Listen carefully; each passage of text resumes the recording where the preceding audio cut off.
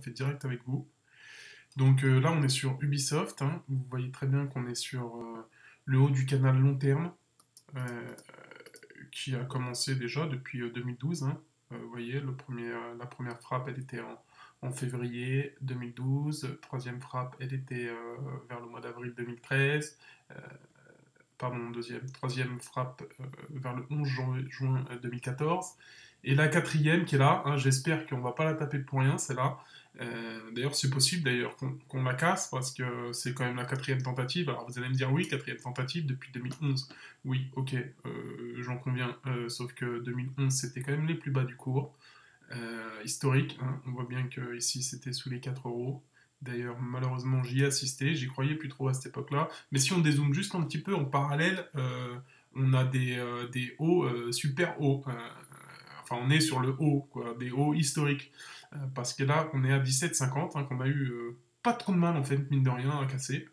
Faut s'en rendre compte. Donc maintenant, il faut se reporter sur la grosse vague 2007-2008, hein. Donc je rappelle que 2007, c'était la sortie de la PlayStation 3. Le titre s'est enflammé.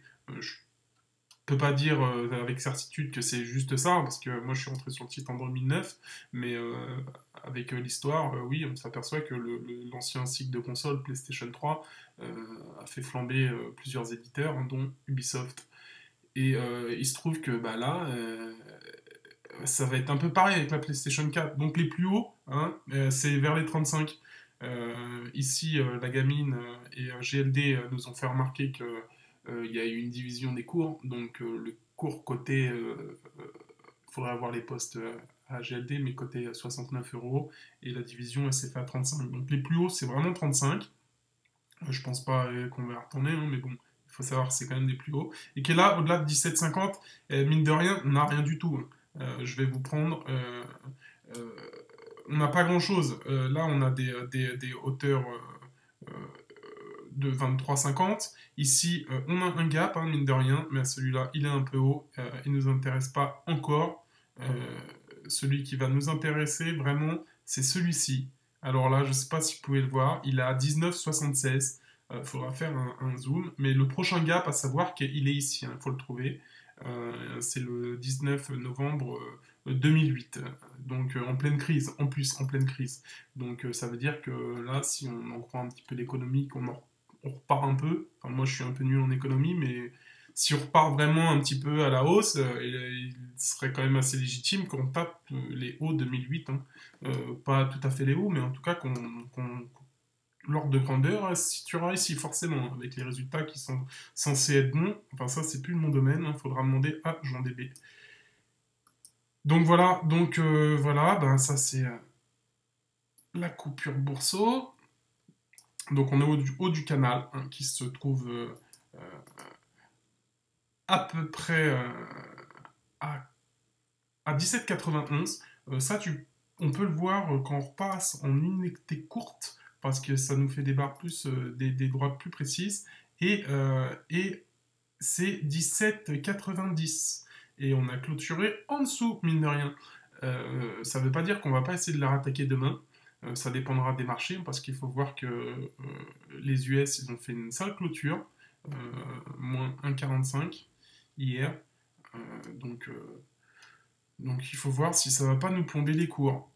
Donc voilà, vous avez les plus hauts, hein, 17,91 exactement pour passer le haut du canal.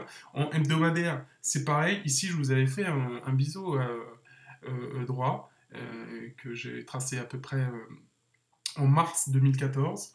Bah, quand on l'a cassé tout bêtement, parce que quand on le casse par rapport aux résistances qui étaient ici, 12,25, et les premiers impacts ici, on peut arriver à calculer euh, des objectifs, dont là, si on prend ce niveau-là, 7,55 à 12,25, faites la différence et vous avez déjà un premier objectif qui a presque été rallié ici, hein, que j'ai pas parlé parce que, enfin si j'ai dû le faire sur le Bourseau, il faudra chercher, mais je fais pas beaucoup d'hebdo. Mais si vous voyez, c'est presque ça, hein.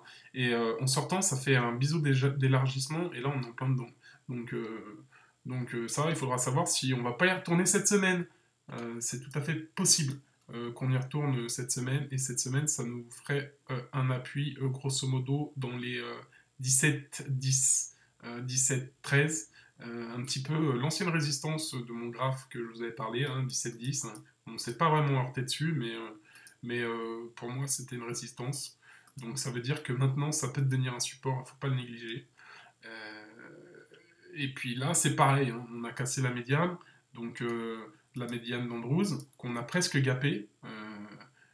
Et donc il y a de fortes possibilités que lundi, on aille taper quand même les 17-20, 17-25.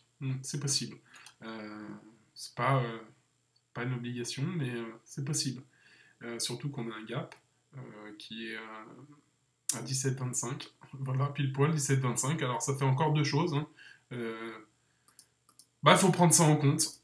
Ici, on a une petite roue. Alors, vous allez dire que mes graphes, c'est le bordel, mais pas pour moi. Parce que la majorité des lignes que vous voyez, qui sont support ou résistance, ont été tracées à un moment ou à un autre. Et l'analyse technique, il faut se baser à ce qui s'est passé dans le passé. Je parle pas très bien, mais bon.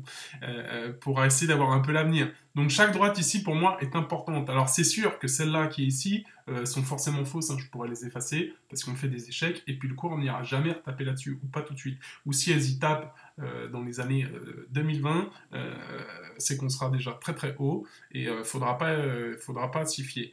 Mais, euh, mais, euh, mais il faut faire gaffe, parce que souvent comme en UT10, par exemple, je vous donne un exemple, hein, quand je vous avais dit qu'on allait taper les 17,50 et qu'on allait revenir dessus, cette ligne-là a été faite déjà depuis Berberette. Et pourtant, hein, vous voyez bien que le cours a oscillé dessus. C'est pareil, et ces obliques-là, c'est les médianes d'Andrews, hein, qui sont faites depuis très longtemps. Quelques fourrumeurs bourseaux pourront le dire.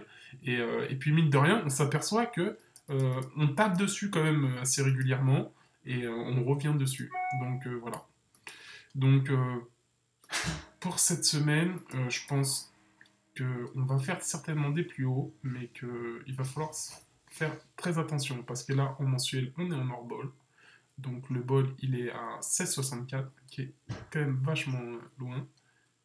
Ici, on est en hebdomadaire, pareil, hors bol. Et là, donc voilà, donc je disais, parce que j'ai dû couper, excusez-moi. Donc là, en hebdo, on a une ball qui est à 17,43. Mais bon, vont grandir, hein. Faut pas s'y fier. Euh, ouais, là, je suis un petit peu perturbé du coup. Donc voilà, donc si je devais donner des objectifs pour cette semaine, euh, ça serait que forcément déjà on irait retaper un petit peu sur la médiane, sur la médiane d'Andrews, ouais, pardon. Ce serait pas plus mal non plus. Ou alors qu'on recasse définitivement le haut du canal. Donc là, il faudrait vraiment s'échapper au-dessus de 17,91. Et je peux pas vous donner trop de résistance hein, avant les 19,75. Alors ça peut aller très très vite. Je peux essayer surtout de vous donner des supports pour cette semaine. Donc forcément, on peut revenir toute la semaine sur la médiane d'Andrews, hein, qui sera comprise entre 17,25, hein, le gap. Moi j'y crois. Au gap, je vous en ai parlé tout à l'heure, 17,25, 17,30, 40, allez, maximum. Ou sinon, une continuité de l'envolée. On a un RSI à 74, donc on peut avoir une consolidation, un CMAT qui est censé continuer à la hausse. Euh, on est un petit peu en surachat quand même, hein, il faut être clair. Euh, cette semaine, je la sens plus comme une autre consolidation. Donc voilà, je vais pas en rajouter, ça fait déjà 10 minutes que je vous parle. Je pensais pas. En plus, désolé, je suis un petit peu confus. Hein, je bafouille, c'est ma première vidéo. Et puis on verra bien s'il y en aura d'autres, si ça vous plaît. Pourquoi le support Bourseau? C'est simple. Parce que, en fait, mine de rien, le support Bourseau, il est pas mal. Il est loin d'être précis, mais il est pas mal. Euh, je travaillais sur Winchart avant, de Bourse Direct, mais celui-là, il est payant. Et puis, mine de rien, j'ai eu des petits problèmes techniques qui ont fait que j'ai arrêté de trader sur Bourseau, sur Bourse Direct, et du coup, j'arrive à me passer de Winchart assez facilement. Euh, Bourseau, c'est pas mal.